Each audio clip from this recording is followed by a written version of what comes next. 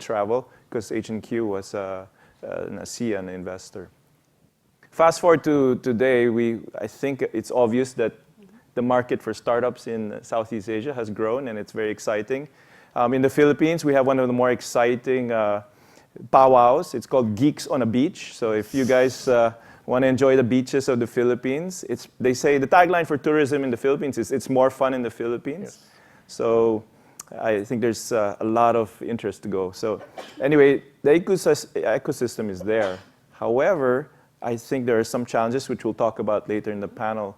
And because of those challenges, I became more of like a holding company manager as well. And so I'm very active in the companies I work with. And with this experience over the last few years, I'm also now a trustee of the Philippine Development Foundation. And in this foundation, we try to build the ecosystem in the Philippines, and hopefully this can be used as best practice for other countries around Southeast Asia. Part of the reason I'm doing this is some friends are here from the Brain Gain Network. Back in the 90s, as I was a grad student, I realized that there'd be few of us going back to Asia to do high-tech entrepreneurship. I saw it all in the business school here or in the electrical engineering department as well. So many exciting things from the entrepreneurs. And I figured I want to do this in Asia, but it's very hard. There's not enough of us. So I started this network. I call it the Brain Gain Network as opposed to the Brain Drain. That was the first time the word was used. And because of this networking, it's really exciting now in Philippine Development Foundation to invite and build this ecosystem. And I think that's one of the reasons I'm here. USAID is a partner, and USAID invited us to participate in this conference. So thank you, USAID. Great. Yeah, so we go with Andy right now. Oh, hi. I'm Andy Zain from Jakarta, Indonesia. I started since 97 in the tech sector, whereas my background is on mobile. So I built a lot of mobile value-added service. I launched the first ringtone business in Indonesia, built the first mobile banking platform as well. Then because of that, we got few projects global basis, whereas we built mobile site for a company called Nokia, which they used to be quite big. We deployed mobile site for Nokia for 35 countries, and that was done by one small company in Indonesia. Nobody realized it, but we are quite small, but we're able to do that project with them. But since then, there's a lot of companies start coming to Indonesia because Indonesia is a large market, 250 million populations, right? And we are also very active mobile users. So I start helping companies like Yahoo when they want to launch Yahoo Mobile for Indonesia. We help them to connect to all the different carriers and build the Yahoo marketplace for them. I launched Disney Mobile for Indonesia as well. Then more and more companies coming into Indonesia, which is very interesting, very good. But then it comes to a realization that it's good business, got a lot of money coming in, but the money only stay in a bank for 2 weeks, 3 weeks. Then I have to transfer most of it to Mickey Mouse, to all the other partners, right? I say that, if we can keep this money in the country, that will be very interesting. And the only way for us to keep this money, if we build our own product. So we cannot keep on being an agent, reseller for all this technology. So that's how I started. 5 years ago, I launched the Jakarta chapter of Founder Institute, whereas we coach people who want to start their own tech companies. So we graduated I think 4 batches, each batch about 8 companies, so like over 20 companies. Then I start angel investing on few companies on my own. A lot of people say that, well, why you want to build something in Southeast Asia? Because Amazon will come in, right? eBay going to come in, Google will come in, Facebook will come in, and no, there's no point, right? So I try to prove that no, it's not correct. If you can build something, then it's good. But the challenge and the issue with Indonesia and Southeast Asia is more like a talent problem, right? Because we are all mostly first-time entrepreneurs. I think Paco also agree with that. Not like Silicon Valley, whereas it is based on like 20 years ecosystem already. Right? We are just starting it maybe 4 or 5 years ago. So all entrepreneurs that we have, they are just first-timer. Either their first time on entrepreneurship or their first time in doing technology companies. Right? So the only way that it can be we can have an effective industry is that people who have experience need to jump in and also take part on that. We don't need venture capital, but we need people actually want to come in and also build the company together with all these young founders. That's why 3 years ago when I started Kejora model is that we are venture builder. So we try to find people who have idea and want to build something. We say, hey, let's do it together. We're going to coach you. We're going to work together with you. We're going to give you funding as well, right? So it's like all-in package. But we'll require you to work in our office together with us. Then we become a serial co-founder for this company. They stay with us for 6 to 9 months, 10 months, sometimes a year, until the company become more stable. Then they become their own. We help them to fundraise for the next round, and they become their own. Then new batch coming in, and that's what we do, right? I think that's the model that is required for this market, and also for Indonesia, for Southeast Asia, is that difference with Silicon Valley, where you always have to come with new ideas, new concepts, because things are so hectic. There's a lot of stuff already in the market. It's so saturated. But in Southeast Asia, things are still very new. Like our e-commerce market just started 3, 4, 5 years ago. Right? Amazon started here, 20 years ago? Yeah. So there's still greenfield. There's so many things that you can still do. You don't have to look for new idea. You just need to look for a proven idea in the market. If you see that they're suitable for your local market, and implement very well. Get the best people to do it, get the right coach, the right mentor to work together with you, put enough funding so the company will not die before prematurely, right? Then just execute very well, and you own this market. So this is what we try to always encourage the entrepreneurs. We now have like 500 people working in our office together with us. We have 4,000 meters square, 4-story building. So we run the largest startup campus in Jakarta or in Indonesia now, and we hope to do more.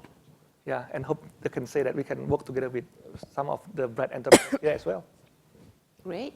Xuyen? Yeah, so we have Xuyen next from Vietnam. Sure. I'm Xuyen Tang. I'm a principal at Unitas Impact. So I am now living in Hanoi, Vietnam, but I'm actually Australian. And everyone always asks, how did I end up there? And I can only say, good fortune, because it's been my absolute pleasure to be, in Vietnam over the past 3.5 years, watching the development of the entrepreneurship ecosystem there. So I think I'm also a bit of an accidental venture capitalist. I started off my career in management consulting at Bain & Company, spent some time also working in the development consulting sector, particularly in agriculture, and then one day I decided to take a leap of faith and join a venture capital firm. So Unitas Impact, it's an impact investor. We have the dual mission of improving the livelihoods of the working poor and generating strong financial returns for our investors. We have a $45 million fund for Southeast Asia and India, and we make Series A investments across a whole variety of sectors. So things like so agriculture, certainly, healthcare, education, distribution platforms, and so forth. So anything as long as it has a strong positive impact on low-income populations.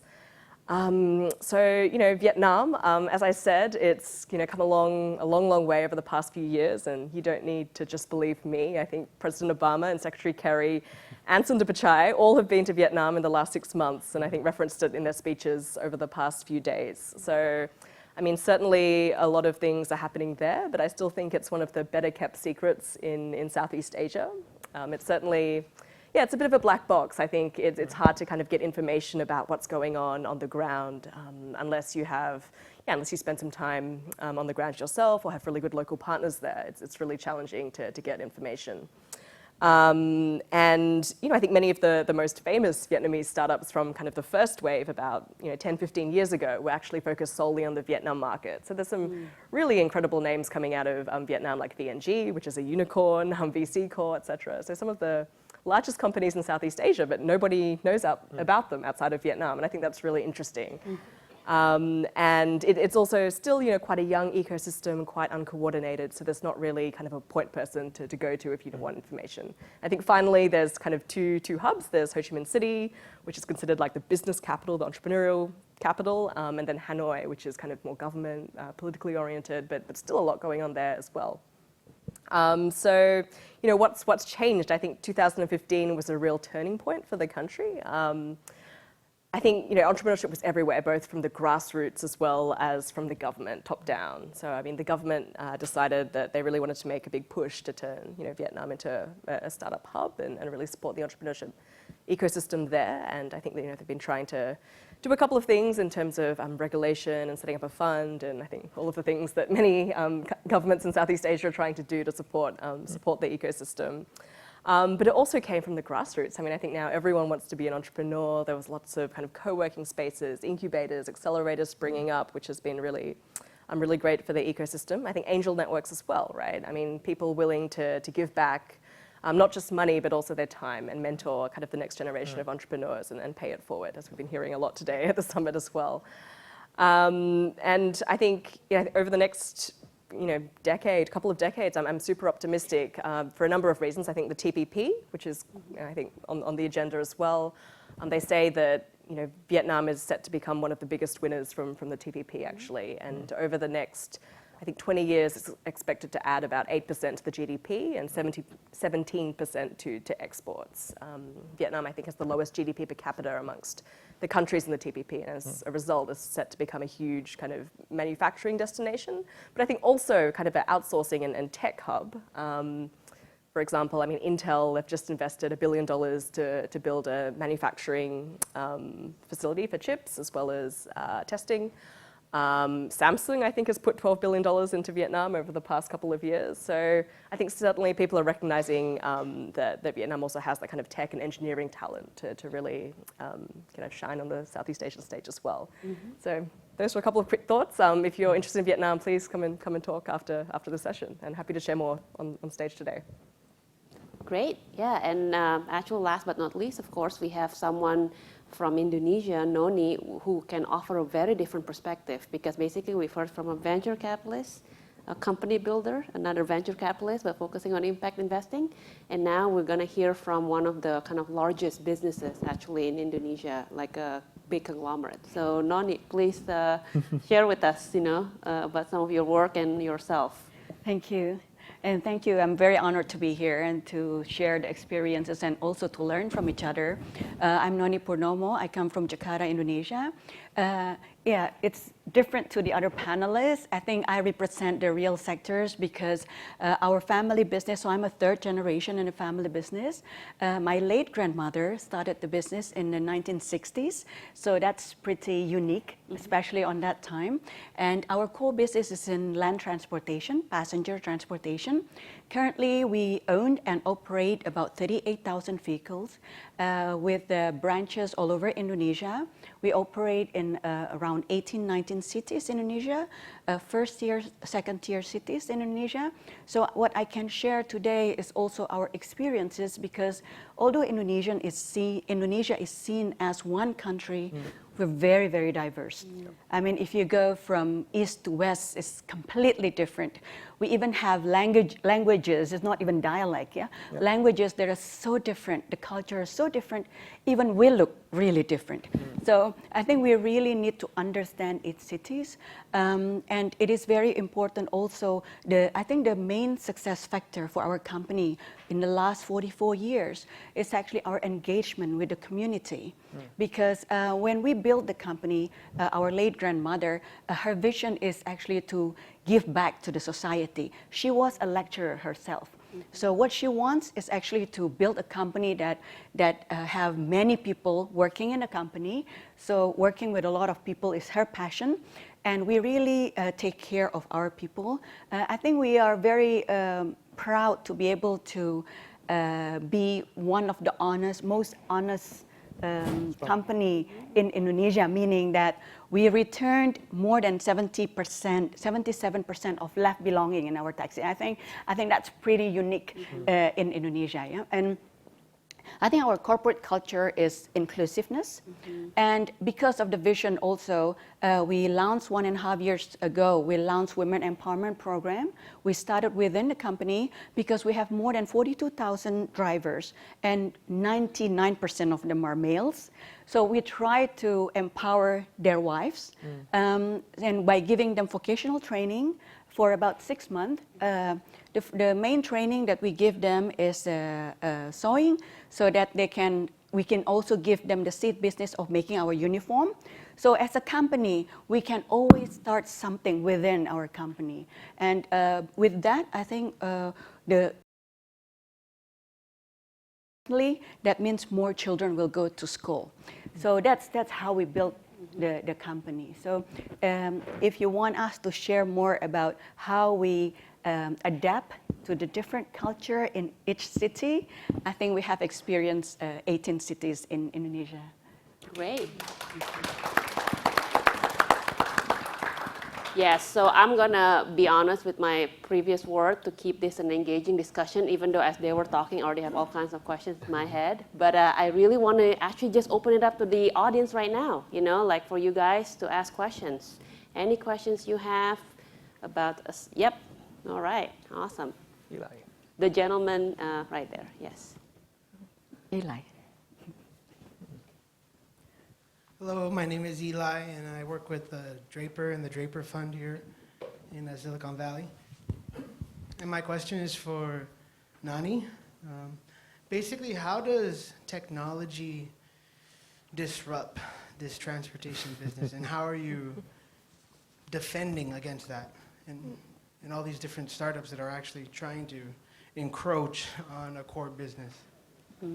I think the word defending ourselves may be too strong. I think what we would like to do is more like how do we adapt to this advancement of technology. Actually, maybe not many of us know that we were the first taxi company in the world that launched a taxi mobile application on BlackBerry. I know it's a while ago, because I think the issue with us is because it's just one of a channel for our customers to get our service. And on that time in 2011, there are not that many people like to use that. So it was not popular. That's why we did not really develop that part of the channel. So I think it is good that now we can see the fast, rapid changes of technology that is enabling our customers to get our services faster and in a more comfortable way. So that's how we view these new technologies. That's why we are also here to learn about how can we also try to keep up with the pace, because we're 44 years old, for a business. Come on, it's very, very long. And so that's why we need to change our mindset so that we can run faster than we have been by learning more about technologies. So we don't see technology as our enemy, but I think it's our enabler. So that how we incorporate it within our company so that we can give better service to our customers and also to our drivers. I think that's what's important. Thank you. If I may add a bit on that. So a lot of young entrepreneurs or the young founders, they say that, corporates are their enemy, corporates are evil, so we come in, we want to bring in something different, and they're fighting against them. But that should not be the way, especially for the case of Southeast Asia market, whereas there's a lot of strong companies, incumbent players in the market.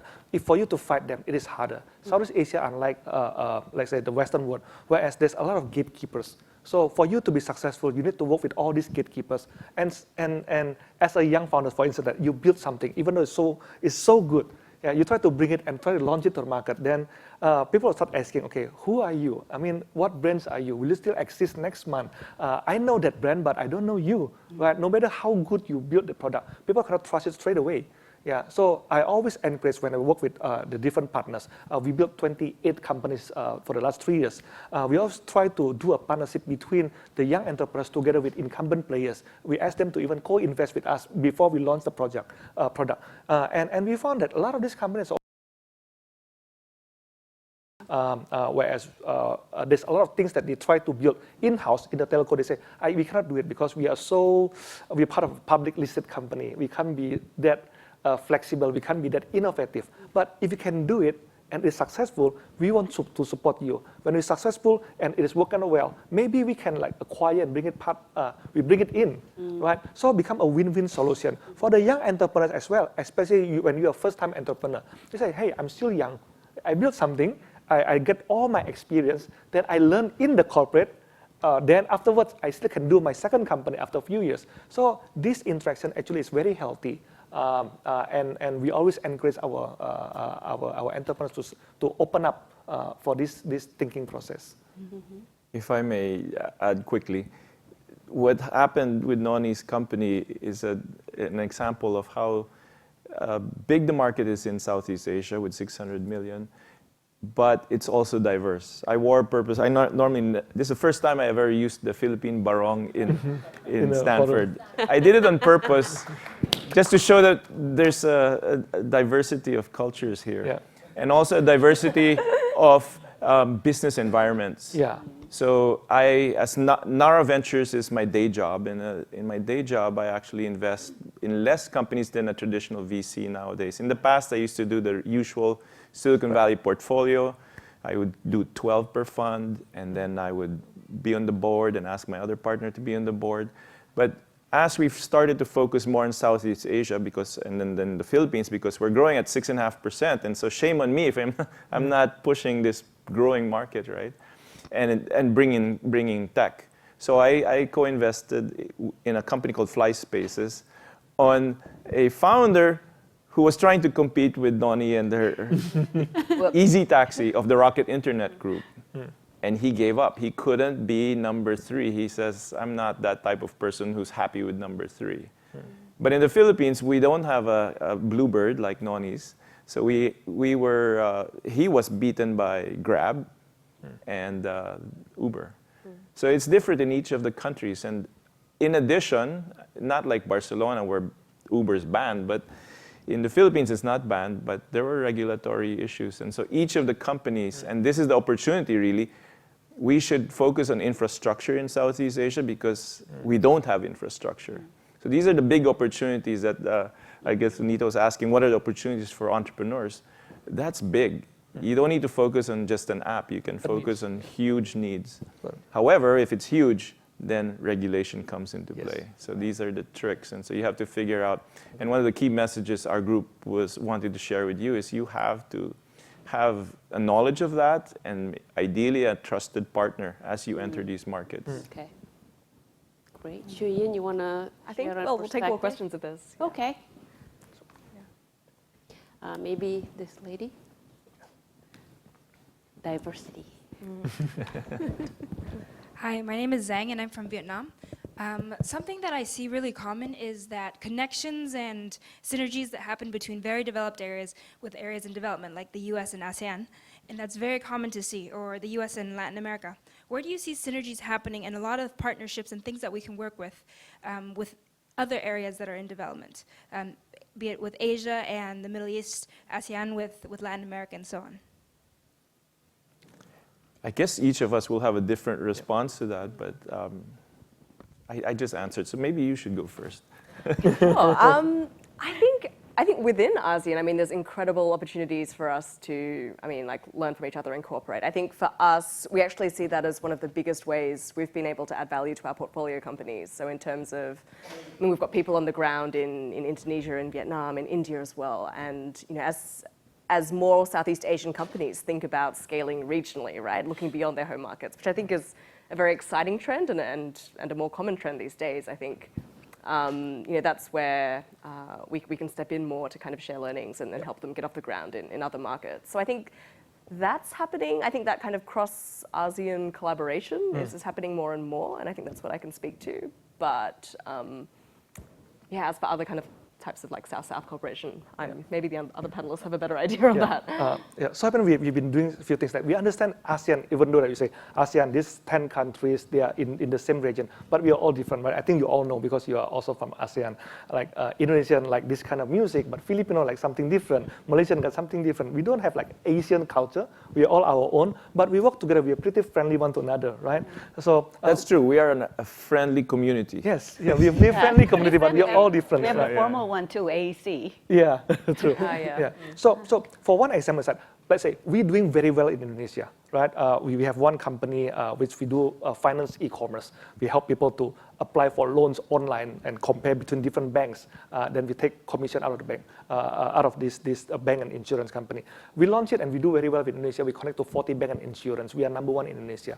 But for us to enter Philippines market, we are nobody. We don't know anyone there. It's very hard for us. Now you do. Now we do, yes. But so happens that we finally launched, and we actually partner with one of the large family in Philippines. In Indonesia, we launched a company called Cek Aja, meaning that you have to check before you do anything. In the Philippines, we call it e-comparmo, same meaning, right? And we partner with some families there because we don't think that we can do it ourselves. Even though we are in the regions, we need to find partners. If I go to Malaysia, go to Singapore, go to Thailand, I need to find someone that friendly that we work together with that. 2 weeks ago, actually, we signed my company actually signed an MOU with Malaysia, with MDEC of Malaysia. So the CEO of MDEC, we work on a partnership whereas Indonesia become a landing zone for Malaysian my company become a landing zone for Malaysia company who want to come to Indonesia. So we say that if you want to come to a new market, you can't do it by doing, let's say, a study tour. You need to do a homestay.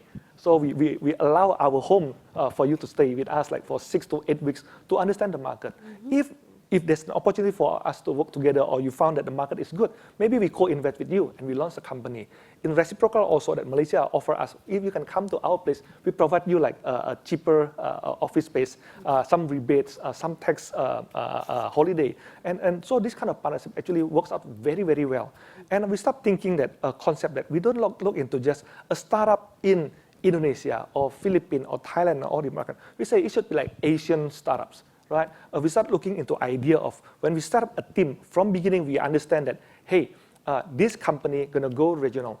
So the founder, the CEO can be Indonesian, but the technical team, we found that, hey, there's a better engineers in Philippines, we get them in and work together with us. Maybe the CFO from Malaysia, then we say, hey, Malaysia provide a better, let's say, support system for that. Maybe we can put headquarters there, but operation office in all other places. Now we have the Malaysia, the Asian economic community already, right? So we as an entrepreneur also, we need to embrace that as well. So this is how I like to answer your questions, like collaboration between the region. But the other side also is that when we build company, we also look into a developed market, whereas there's a know-how already in place. Yeah, the same company, the finance e-commerce, actually we're able to work together with one of the co-founders of similar company, which are market leader in Europe. They've been doing it since 1998. Imagine we started just like 2 years ago, but the same company already in Europe since 1998, right? And they're huge. They're like 2 billion pound sterling valuation company. We're able to get the founders to work together with us, give us know-how, and we built a very good product based on that. So learning between region, between markets, developed market and developing market is also very important. And when talk about internet meaning that there's no boundaries anymore. Right? Knowledge can be anywhere, talents can be anywhere, market can be also anywhere. So that's what we believe in, and we proceed with that. One thing I would add, I think, to the question about how about between the US and Southeast Asia, there's a lot of technology here in the United States, and in Southeast Asia, we don't have as much maturity in terms of research laboratories. For example, it was a little naive to think that I could just bring the E-Trade platform into Southeast Asia way back in 1995, because at that time there was very little internet connectivity in Southeast Asia. That's now, hopefully I'm more mature, but as I'm more mature these years, I look at what are the real technologies that can make an impact in Southeast Asia. And one of the areas that I think is really ripe for work is in the internet. Our communication links are still not to par with what we see here. And in the Philippines, it's very expensive, and we only have 2 telcos. So I think there are a number of researchers from the Bay Area who are working on that problem, and that problem will easily translate to Myanmar and all the other Southeast Asian countries. So that's just one example. Rocket Internet is, of course, trying a different approach. It's just business model translation, but I prefer more the technology translation. And with that, I think Andy talked about maybe the need also for talent to move. Yes. I think many of us are imports from different places into our Southeast Asian places of work now, because there's a need for mature experience, people who not only understand the technologies, they can adopt the technologies to the local environment, because it's not the same. Right now, one of the companies I run, Zepto Computing, as a VC, I also have to be active in the board because of that management need. And so at Zepto Computing, I have a need for some very deep technical experts to do R&D on the problem of giving the appropriate technology for schools. In the schools in the Philippines, 85% of them don't have internet connectivity, even if the government's willing to pay. The two telcos are not providing internet connectivity to these schools. So there's a number of Silicon Valley companies that want to help. And so that's where I see a lot of opportunity also for collaboration. Health is another one. Energy is another one. So if there are people here who are maybe connected somehow or have an affinity to Southeast Asia, I'm sure everyone in this panel would be eager to work with you to figure out how to disrupt the environment over there. And hopefully this US-ASEAN Connect will really help that as well. I think drawing on your point, I mean, one of the interesting things is the huge like ASEAN diaspora here in the US, right? And I think the way, I mean, at least in Vietnam, we see a lot more of them kind of investing back in Vietnam or coming back to Vietnam to start companies. And I think that is part of that talent transfer. The Viet Q, right? In Vietnam, it's called the Viet Q. It's the brain gain in Vietnam. I was so happy when I went to Vietnam. The brain gain, really. It's brain gain. So it's interesting. Yeah, so it's incredible to see that. But it's happening more now, I think, right? Yeah, absolutely. I think there's been a recent wave. Many of our founders are. That's great. We have so many more questions. Maybe The guy. Hi, my name is Iman. I'm running an education and technology company based in Jakarta, Indonesia. So I have two questions. The first one, we all here agree that there's so much potential in ASEAN. It's big market, rapid internet penetration and growth in mobile and so on and so forth. And we often talk a lot about the similarities that we have among the nations. But as some of the panel pointed out today, there are also some differences that we have. We are different in terms of the language, the culture, even the currency is different. And sometimes these things are becoming the roadblock for a startup to actually truly dominate the market, to be a regional player. In your opinion, what are some of the sectors that you think would have less barrier to truly dominate the market? And if there's one thing that, like all the governments in ASEAN can actually unify and agree on one thing that will minimize that barrier, what is that thing? That's my first question that I'll probably address to some of the venture capitalists here. The second question, probably to Noni. Sure you also. Am I asking too much questions? Okay. The second question is, if you look at the nature of the startup, like a lot of them tends to actually scale not easier, but there's a tendency that they want to scale regionally, right? They want to go international. The VCs require it. And a lot of resources that are in place to help them to actually doing that as well. Is that something that provoke you or inspire you to also thinking about regional or international expansion? Or do you think it's better to actually focus on whatever establishment that you have right now and make it stronger? So I'm just curious to hear your opinion about it. Thank you. VC first. Oh, maybe you. Okay, I'll go fast.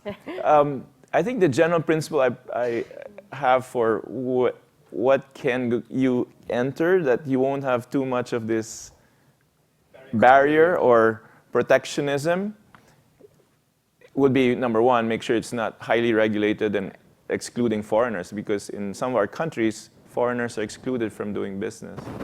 Broadcast, for example. So be careful of those. And the other one is look for monopolies or duopolies. If that's existing, then you're pretty likely to have them block you. They have friends in the government, and they'll do their best to block you.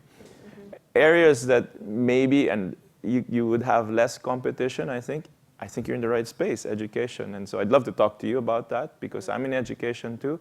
Second, it's hard for people to say, hey, don't give us education, right? No one will say that. The other thing is health. People won't fight you so much if you're trying to do something good. And that's what's nice about this conference, so many social enterprises. That's my general principle with that first question of yours.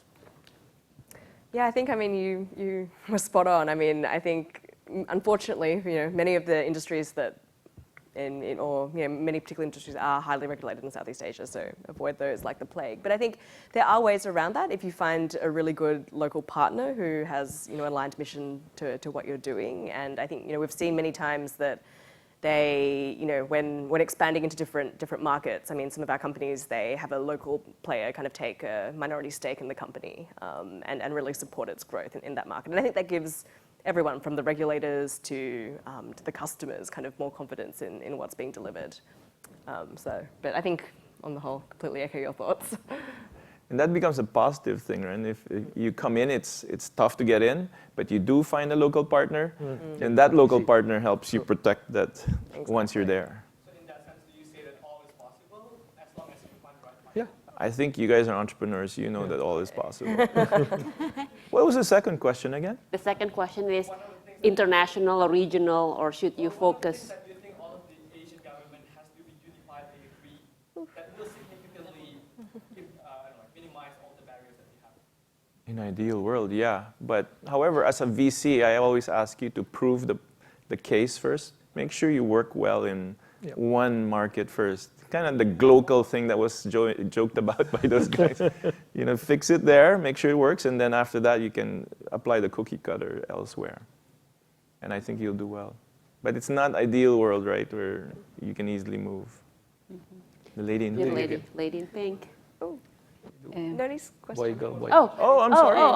No, it's sorry. just a quick please, one, yeah, sorry. because I think the question was, as like an old established kind of company, are we provoked to go regional, or do we still want to focus on domestics? I think we have a unique situation because we are based in Indonesia, and Indonesia itself, the potential growth is still huge. And the nature of our business is because we own and operate our own fleets. So that's why we're focusing now more on growing it within the Indonesian market. But we do have a medium-term plan to also go regional, but in a different business model to the startups or just an app company, because we're really in the real sector. So it's very, very delicate to find that balance. So for the next couple of years, we're still focusing on growing in Indonesia, and then we're opening up ourselves afterward. All right, lady in pink. Hi, I'm Carol from Singapore, and I have a startup there, and like you said, VCs aren't going to give me money unless I go regional. So besides getting a local partner in all 10 of these countries, what is your one piece of advice to actually scale throughout the region? And if there already is a strong incumbent there, then what's your advice going against them and dominating that market?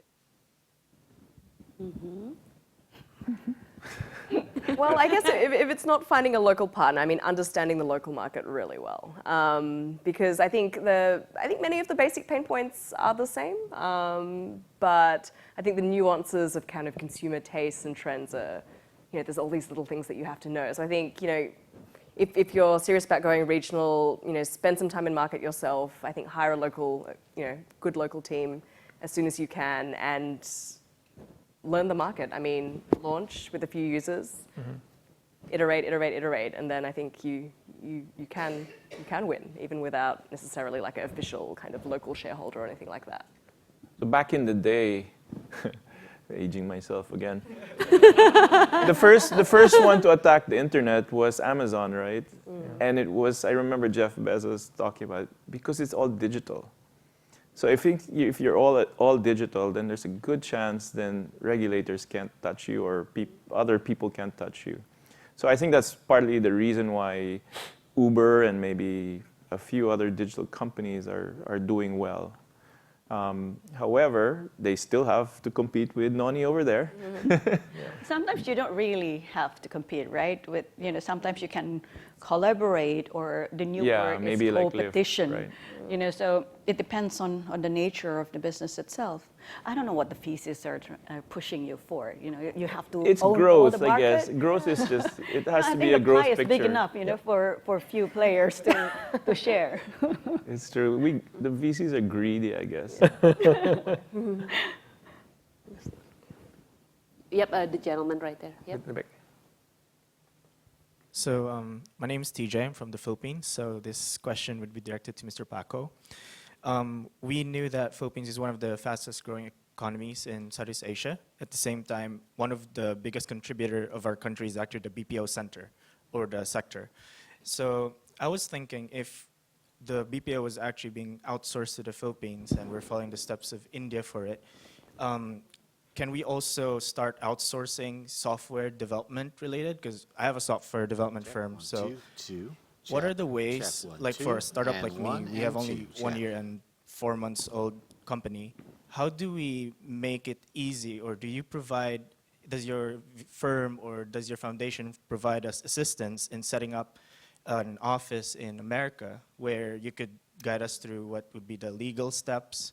How do we also look for an existing network so we could outsource the projects? Because here's the thing, in code.org they mentioned annually there's 1.5 million computer science related jobs in America, and there's only around 400,000 being supplied with that demand. And the Philippines is, for some reason, it has 120 million Filipinos, and every year there's 500,000 graduates for those computer science related jobs. Unfortunately, those graduates, they don't end up in the jobs that they're trained in the academe or whatever. They end up in a different sector because there's no opportunity or enough projects in the local scene that they could work on. So my vision is actually how to outsource that to the Philippines. And is there, actually this is more of a request than a question, but is there any assistance that your foundation provides for startups to set up there? So our executive director, Jonesy, there for Philippine Development Foundation can help you. We help the entrepreneurs, kind of like the way many of the accelerators here do it. So yeah, we'd be happy to talk to you about that. Because there is, just for the rest of the group, BPO is business process outsourcing. It's Call centers and all that. call centers part of it. Now they, of course, for higher revenue per capita, they go towards what they call a higher knowledge base, which would be maybe accounting services, and software would be one of the more high-end sides. And then if you go in R&D engineering, then it's super high-end, right? So you'll have some companies outsourcing their R&D to the Philippines. So we'll help you there. Yeah. But if I can give you a piece of advice, actually, is that if you talk, a lot of people say, oh, we want to go, especially Singapore companies say, we want to go to US. We're going to try to invade those markets. I mean, Southeast Asia is big enough, right? There's a lot of opportunity. You don't have to go all the way to US and try to build a market over there. And you're an entrepreneur, right? The ideas is yours, the talents are yours, and you can pivot very easily to an area whereas the closer market needs. Right, your home market, I think there's still a lot of things you can do. You don't have to just do BPO, right? Now you can build your own market as an entrepreneur. You can build a new product where, 90 million people in the Philippines can use. Yes, 102. 102, right? Getting more, like 10% extra now. Yeah. Right? Then there's a new market like Myanmar, still like wide open. So when I work with all these young startups as well, forget about like going to all these different markets. Indonesia, for instance, we are a big Muslim country, right? Try to build a market for Middle East. I mean, if you go to Middle East, then you're going to win against all the Silicon Valley company because you understand them much better. If you go to Myanmar, right, you can compete with all the Silicon Valley company because you are much better than them. Don't try to go to Silicon Valley. So you're encouraging him to go away from services, but more to a product that can attack this market. Because it's home ground. You have the home-based benefit, right? So use that. So you can help him too. Yes. Great. Yeah. This is the beauty of GES. You already have 2 people who want to help you now. Then you can go to Vietnam now. Yeah. Happy to help. Yeah. I think more questions here. Maybe the lady, Yes. in gray. Oh, no. Yeah. Okay. Hello, I'm from Burma, Myanmar. So Invite us all to your place. I was like listening all of this, and then I was educated in New York, and then I went back home like 4 years ago, and then built it. But I have a company in New York as well. Okay. But then I have another company as a social enterprise company, helping a lot of young entrepreneurs, and also working with a lot of U.S. ASEAN's project with great women in ASEAN's brand. And then we were talking about IT and technology, and in our country, we have so many potential. Like, you just mentioned that. Yesterday, I went to one of the sessions, Silicon Valley to Silicon Burma, Myanmar, Burma, but then the topic is like completely different, but then the discussion is all about investing in the 500 startup. But they have more, right? Like Latino and the African American entrepreneurs. But then now I think I'm in the right section. So that when we really wanted to have like more of like upgrading technology, and also we have the computer science that you just mentioned. A lot of students graduated from the computer science, but then they end up working in a different sector, same as Philippines, and then they are quite bright, and they can also write the programming, and then there's a lot of things that we wanted to welcome the foreign investment or like higher technology to come and help us, because we have 52 million populations. Yep. So my question is that, have you ever think about investing or like in our country, like for the young social entrepreneurs, there are so many social entrepreneurs up and coming, but then there is no business loan given by the central bank so far. So there's a lot of problems on they have a great idea, but then there's no funding. But I started my company with my own money and then with my farmer loan, which means my father-mother loan. Farmer loan. Which is usually that's the loan, Yes, yes. I give back with no interest, right? Yeah. In 5 years, I started my company with 2 employees back in 2012, and then I have 50 people right now in my company. As I train people for empowerment program and a lot of in the government sectors and agriculture.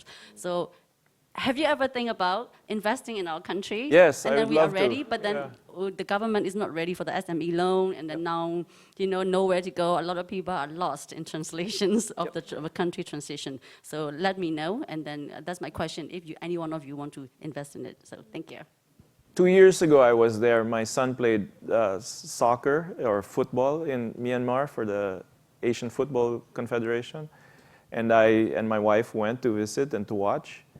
And I fell in love right away. It's very nice and clearly ripe for opportunity. Kind of like you go to Vietnam and it's like, wow, there's so much to do. And as the point was made, we need partners like you. I wouldn't know where to start. Yep. So Yeah. with your help, we will be there. So, Yes. Yeah. I've been to Myanmar 13 times. Oh. Wow. I love There you mohinga. go. I love mohinga. Great food.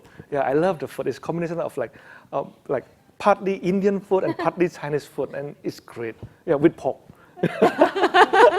Yeah, so I love the country. So I'm quite involved because I'm working in Indonesia. I work with Indosat Ooredoo to launch their accelerator, and they asked me to come by Myanmar because in Myanmar they have Ooredoo, right? And they want me to work on an innovation program there. So 2 years ago I launched I think 2 or 3 years ago I launched the Myanmar Innovation Council over there and try to encourage people to really go into technology. We have program. We go to school, go to university. We have this thing called app in a bus. So we got people to go in our bus and we took them around to all the tech companies and give them coaching about what is technology. We do workshops about technology, about internet. Because that time when I started is that, well, there's no one to incubate yet because they're not ready, but we do workshop to prepare them. And I see that now more and more tech companies actually start flourishing coming from Myanmar. And the same thing I talk to my startup as well in Indonesia is that what you want to do is that next market you have to look into Myanmar. Right? At the same time, also the Myanmar company need to actually start coming up. But it is also our responsibility for, let's say, you are Burmese. I love Burmese. They speak good English over there. I got people like 40, 50 years old on the street that say hello to me and speak English with me, and they're great, and they speak better English than Indonesians. Yeah. So very good education system. The roads are big. Well, it's like nicely paved. So it is not like Myanmar, like just open up. No, there's no car on the street. There's car traffic jam like for 1 hour, 2 hours. It's like really, really dynamic. So yeah, but it is back again. Our responsibility, you as a Burmese, come back to Myanmar and build a company because again, you're gonna be the first generations, right? And if you need help, we are here. Yeah, this is also what I believe that we need to also get our hand and our feet dirty and really do that. Yeah, and you can't do it from New York. You have to do it in Myanmar, right? That's what you have to do. You have to go to Mandalay. You have to go to your country to do that. I go there. I went there 13 times. Now I challenge you to also be there. Right. Great. Yeah, I think there's more question. The gentleman. Hi, I'm Sursit. I'm from Thailand. Yep. And I just have a few questions. One question I'll start today. But I've been reading a lot about investment in ASEAN or AEC, but the focus has mainly been in Indonesia and Singapore over the past couple of years. And my question is, what's different in Singapore and Indonesia versus the rest of the 8 countries? Well, Okay. I think. Anyone first? Yeah, I think number one, I think is for Indonesia opportunity. I think we have the largest population among the ASEAN countries. So by itself is a huge opportunity. And I think by 2020, I think we're going to have the largest growth in the middle and affluent class. Yep. So I think, that by itself is also an opportunity. And Indonesia has also abundance of resources, natural resources. So it really depends on the nature of the business that you're planning to invest. But with the largest population, with Indonesia has been growing more than 5% every year steadily. I think that's the reason why Indonesia is one of the star in ASEAN. And I think for Singapore, I know I'm the moderator, but I do have a little perspective here. Every single American company I've been with, be it like a venture-backed Silicon Valley company to like a big conglomerate, when they say we want to go to Southeast Asia, they always go to Singapore first. I mean, not to just invest in Singapore, of course. They want to invest in the region, but they're going to open an office there. They're going to send the people from here to go there to Singapore and then serve the region. I think there is a reasoning behind it, and the reasoning might be the fact that part of it is just like what's known. I feel like maybe at least for Silicon Valley or American companies, Singapore is more a known quantity to them. Their kind of like comparables have opened an office there, their competitors are there. Sometimes it's easier to actually convince the expats to move their families there for a few years.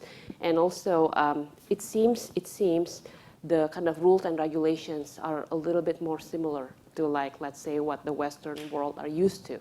So they use Singapore as a launch pad for the region. I think that's probably one of the reasons why there is a perception, even though I don't think any of the company just wants to focus only in Singapore, but they may use that as a gate towards Southeast Asia just because of historically that's the place that they kind of are most familiar with. And the government regulation and the tax regulation, I think it's all supporting Singapore as very a friendly. gateway. Yep.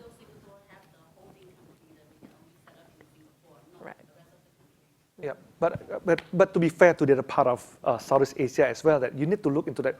Each country, they have their own benefits. Like for instance, Southeast Asia as a group, there's very diverse but also very engaging. Some stat might blow our mind is that there's more mobile broadband user in Southeast Asia than in US.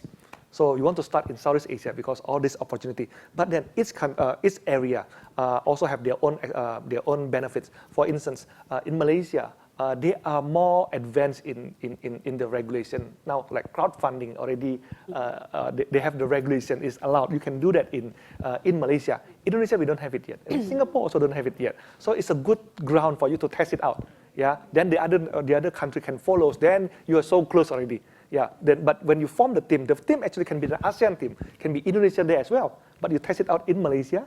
Then maybe 2 years later, you start going to the other part of the world. And you start looking at like Thailand also, you're very good in mobile commerce, right? That can be a model for the other market to also follow and learn from there. So you have to look into each market, their different characteristics. Indonesia is always the size, is huge. And Indonesia is so easy because like even though there's a regulation or no regulation, people can still do things. Yeah, as long as you know the right people, as long as they be very it's flexible. 50 shades of gray. Yeah, 50 shades of gray. Yeah, there's no black and white, right? There's no black and white. There's all like gray. 50 shades of them. And that gray level changes, and again back to the need for a local partner. Yeah, true. So the governments are also important, and the Singapore government, just to reinforce, is predictable, rule of law. So U.S. entities are normally domiciled there. The other thing is the government funds. So if you have money, they'll match you. So that's another attractive part for Singapore. But other countries are starting to catch on, and so they're also trying to give their own incentives, and that you'll have to just find out each of the countries what they're doing.